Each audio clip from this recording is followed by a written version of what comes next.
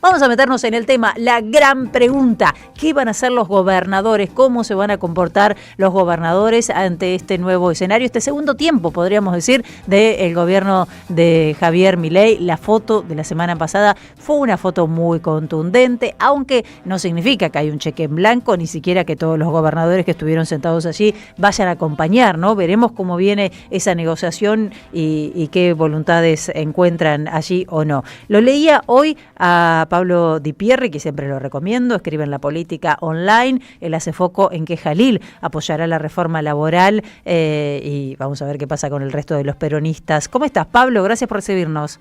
Hola, Felicitas, ¿cómo te va? Muy bien, todo bien, sí. Bueno, qué momento, ¿no? Qué semana. Muy difícil, obviamente, y lo que vos referías respecto de la nota en la que publicamos que efectivamente Jalil, el gobernador catamarqueño, sí, se inclinaría por dar su apoyo a una eventual reforma laboral, tiene que ver con que, según me contaban a mí en el Congreso, fuentes catamarqueñas, de alguna forma se sintió revalidado en aquella postura que mantuvo a lo largo de 2024, de dador de gobernabilidad de la Casa Rosada. Claro. ¿Se acuerdan que hubo algunas leyes, por ejemplo, la ley vetada por Milei en cuanto a jubilaciones y presupuesto universitario, fue escandalosamente apoyada por Jalil de una forma muy obscena, y es que retuvo a la diputada Fernanda Ávila en su despacho de la Cámara de Diputados y pidió que no bajara a recinto, porque si bajaba a recinto y votaba con el peronismo y con la oposición, bueno, era un voto más para acercarse a los 2/3. Sí, para hay diferentes maneras de apoyar, ¿no? Exactamente, y de esa forma, ausentándose, pese a que estaba en las instalaciones del Congreso, aportó su granito de arena al sostenimiento del veto de Milei. Esto fue en 2024. En 2024 también hubo otras instancias. Por ejemplo, cuando se discutió el RIGI, lo que hacía Jalil era mandar a 2 de sus diputados a votar a favor y a 2 en contra. O sea, dividía tácticamente su bloquecito dentro de UP, ¿no? Claro. O sea, son 4 diputados que integran el bloque de UP y que votaban 2 para un lado, 2 para el otro. Y ahora lo que me dicen es que lo que va a suceder es que los 4 catamarqueños van a lograr mayor cohesión, ¿no? O sea, van probablemente a pronunciarse de forma ya no va a ser tan cuidadoso, digamos, ¿no? Si claro, esto que contás puede tildarse de cuidadoso, ya no va a tener reparos.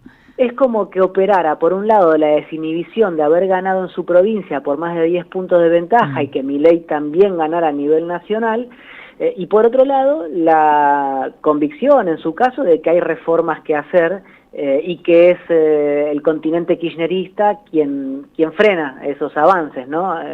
Según el entorno del gobernador, según quienes le responden al gobernador. Pero no es el único, hay que decir que, a ver, ¿quién es más? Solícito. ¿Quiénes más se perfilan? Por supuesto, tenemos a los gobernadores de Provincias Unidas. El caso de Martín Yarlora es bastante claro y emblemático en ese sentido. Sí.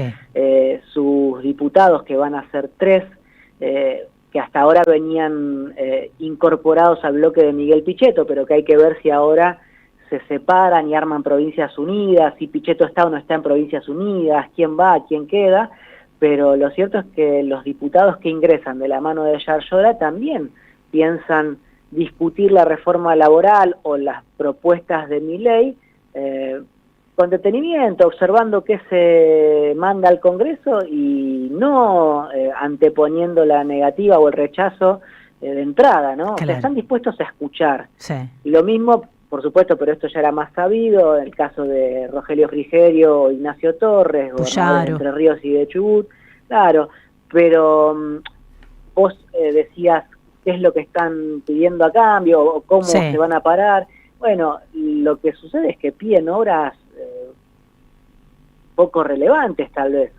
Por ejemplo, me contaban que Frigerio la semana pasada fue con una carpetita en la cual reclamaba que de 2.000 millones de pesos mensuales que la Nación gira para la caja previsional de su provincia, pide que se le aumente a 6.000 millones. Nacho Torres, por su lado, está reclamando que lo eximan de las retenciones a los combustibles. Claro.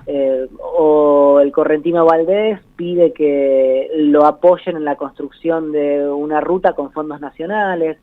O sea, son bastante... Tan tímidos. Sí, es como si pidieran poco, básicamente. Sí. No, pero aparte con el atraso que suponen estos 2 años, básicamente sin obra pública, sin mantenimiento de rutas, o sea, con un ajuste terrible en diferentes programas que impactan en salud, en educación, claro que te parece poco. Cerca de un gobernador peronista lo que me decían, me lo dicen habitualmente, para ser justos, es que hay gobernadores que se venden por un plato de lentejas, digamos, en el medio de la malaria. Sí. Pero también uno debería, para profundizar un poco y no hablar a la Bartola, debería preguntarse por qué sucede que haya tantos gobernadores tan dóciles al poder central, ¿no? Sí. Y ahí uno encuentra que lo que anda flaqueando son los proyectos políticos. Entonces, cada gobernador parece que está en medio de su propio joint venture, sí. En una especie de aventura personal. Esta sí, claro. Sí. Y no hay una raigambre más social, más popular, o una expresión de intereses más grandes que el de su propio itinerario, ¿no? Uh-huh. Sí, no están enmarcados en términos generales en proyectos nacionales tampoco, ¿no? Exacto, eso también, eso por otro lado también, por supuesto. Entonces juega muy fuerte. Claro, sí, hay una dispersión muy importante. Ahora, yo me permito advertir una cosa, Felicitas. Mañana, porque otro de los temas en discusión es el presupuesto. De hecho, Milei pidió apoyo para sacar un presupuesto que no rompa el equilibrio fiscal, ¿no? Que es lo que supuestamente dibuja Milei para decir que tiene superávit. Pero mañana se podría llegar a dictaminar el presupuesto en la comisión de presupuesto, valga la redundancia, y la oposición podría llegar a contar con las firmas suficientes para sacar el dictamen y tratar de llevarlo a recinto, incorporando 3 temas centrales, que son los de el presupuesto universitario, la emergencia pediátrica nacional, contemplando al Garrahan, por supuesto, y la emergencia en discapacidad. Es decir, desde el pichetismo hasta el peronismo, pasando por la coalición cívica y los radicales de Manes, podrían llegar a juntar 25 firmas sobre 49 y darle ok al proyecto de presupuesto modificado con estas incorporaciones. Ajá. Eso no es algo que haya visto de buen grado el mileísmo hasta ahora en el Congreso, pero tal vez acorralado termine cediendo. Entonces, yo no sé si eso es algo que los gobernadores se hayan propuesto, porque muchas veces, esto también me lo contaban la semana pasada, los gobernadores apenas se enteran de las cosas que discuten en el Congreso. Ah, bueno, ¿no? O sea, claro. Una desconexión maravillosa, sí. Sí, salvo cuando es algo que impacta particularmente a una provincia, a su provincia, suelen preguntar a los legisladores, ¿por qué me están llamando? ¿Qué están discutiendo?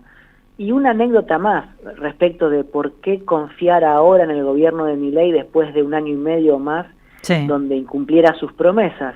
Esto me lo contaba un senador aliado de Milei, y es que el gobernador de su provincia le había dicho que por lo menos ahora el ministro de Economía de su provincia tenía para el proyecto que les interesaba el mismo número de expediente que Toto Caputo. O sea, por primera vez coincidían en algo tan sencillo y básico como un número de expediente, porque ni eso hasta ahora habían logrado. Es difícil. Escúchame, antes de cortarte te quiero hacer esta pregunta. ¿Cómo lo ves a Santilli negociando con los gobernadores? ¿Tiene lapicera? ¿Va a tener lapicera Santilli o no? Es una muy buena pregunta. Yo creo que tiene cancha como para ser un buen anfitrión. Habrá que ver si tiene margen de maniobra como para entregar recursos. Eso es lo que uno duda. ¿Va a tener más peso Santilli que Toto Caputo? Habrá que preguntar, me parece, más en Washington que en Balcarce 50. Probablemente. Pablo, gracias. Un lujo siempre. Por favor.